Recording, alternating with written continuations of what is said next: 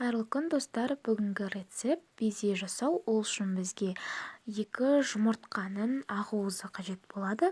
Құрғақ ыдысымызға салқын жұмыртқамыздың ақуызын бөліп аламыз.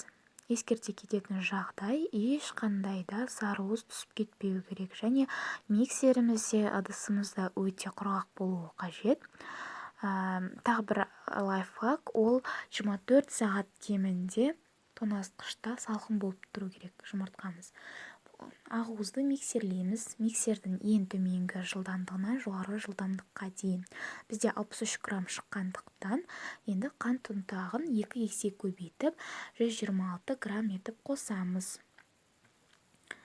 Оны да жақсылап көпіртіп миксерлейміз.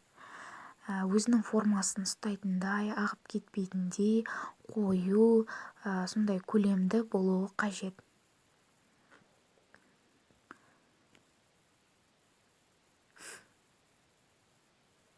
Енді кондитерлік пакетке красительді жағып шығамыз.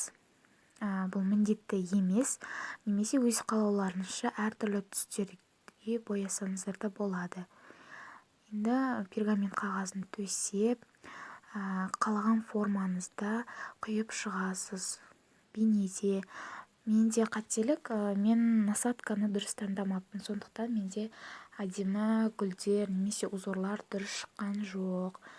Бірақ дәмі өте керемет болды. 70 градуста 1,5 немесе 2 сағат пештің ішінде қыздырып аламыз. Егер пеш жоқ болса, терезенің алдына қойсаңыздар да өзі 2-3 сағаттың ішінде дайын болып кебеді. Дәмі өте тіл үйіреді. Егер барлық жері құрғақ, іші де құрғақ болғанын қаласаңыздар, онда одан да көп уақытта кептірсеңіздер болады. Менде 2,5 сағат тұрды. Өте дәмді болды, шаймен ішкенге.